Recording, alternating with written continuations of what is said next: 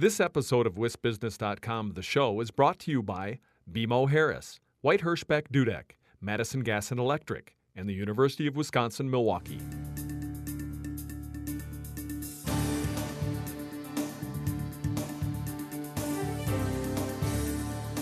Hi, I'm Liz Schrum for the Wisconsin Technology Council, here with WisBusiness.com, the show. Just ahead, Tom Still talks about prospects for an early-stage capital plan for Wisconsin next year. And Patrick Walters, CEO for Speechtails, talks about his company's role in providing pathways to speech therapies for children. And now, here's the WisBusiness.com stock report for late December.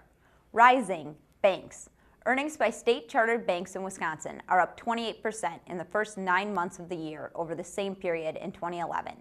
The FDIC numbers also show an increase of more than 11% in capital levels and an improved return on assets. There's also been a decline in both non-current loans and in net charge-offs for delinquent loans. The State Department of Financial Institutions adds that more than 92% of Wisconsin banks were profitable during that span. And falling, farmland tax credits. The state's Agriculture Department says some Wisconsin landowners are underclaiming their farmland preservation tax credits at an average rate of about $3 per acre, or almost $1 million total. The Ag Department says more than 2,000 farmland owners statewide are underclaiming on more than 300,000 acres of farmland. The tax credits are intended to keep land in agricultural use while complying with state soil and water conservation rules. Overall, more than 15,000 farmland owners collected $19 million in farmland tax credits in 2011 on 2.8 million acres of farmland.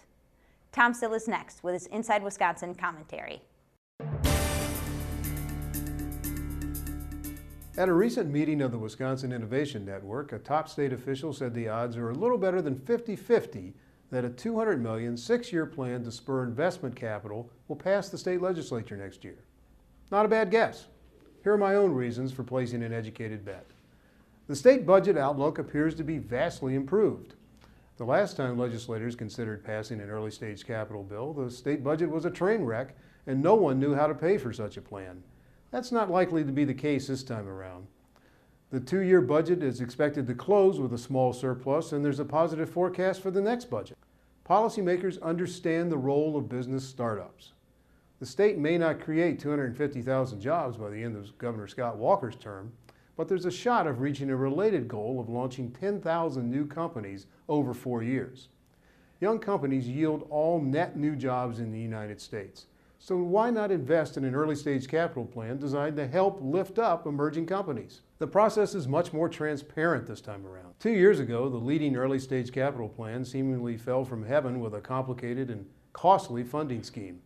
The latest effort sprang from deliberations that began after the 2011 plan crashed and burned. It has benefited from a mix of voices, especially groups that represent entrepreneurs. It's not a single-party issue. Republican and Democratic lawmakers alike have expressed support for a state leverage investment capital plan. At a time when lawmakers in Wisconsin and nationally have trouble agreeing on just about anything, creation of a fund in Wisconsin would send a positive signal. It's not just a Madison-Milwaukee issue either. It's no longer true that all angel and venture capital flows to tech deals in Madison and Milwaukee. There are now 12 angel networks or funds outside the state's 2 largest metros. Entrepreneurs can be found everywhere in Wisconsin as well. The competition isn't standing still. Wisconsin put itself on the national map in 2004 with the creation of investor tax credits, which quickly contributed to an explosion in angel capital deals. Other states are catching up, however, and Wisconsin should build on that momentum while it can. There are reasons, however, why this wager could fall flat. The state budget outlook is better, but competition will be stiff for available dollars.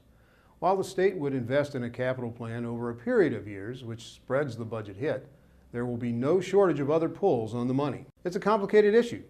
Not many legislators understand the ins and outs of early-stage investing. Then again, why should they? Good lawmakers are, by nature, generalists. Whether an investment plan is included in the state budget or offered as a separate bill, it should be kept simple. How much, what's the funding source, and how transparent? Finally, it's about entrepreneurs, not investors. Sparking and growing young companies should be the goal. The debate will grind to a halt if competing investors haggle over insider details. For Wisconsin to join the list of 30 or so states that have adopted some sort of investment capital plan, The big picture must remain in plain view, and that's building Wisconsin's startup economy. Thanks, Tom. I'll be right back with Patrick Walters, CEO of Speechtails, a Wisconsin startup company. White Hirschbeck Dudek represents companies at all stages of development and in a wide range of industries to navigate the legal challenges of regional, national, and global growth. At WHD, every stage takes center stage. I'm back with Patrick Walters, who is CEO of Speechtails, a company that first emerged through the Governor's Business Plan Contest. Thanks for joining us, Patrick. Well, thank you for having me. What is Speechtails and how did it start? Speechtails is a speech and language learning system targeted at children under the age of 10, really trying to help the almost 8.5 million children that don't receive detection or correction in speech issues or delays. And how can parents best make use of Speechtails if they have children who may have speech problems?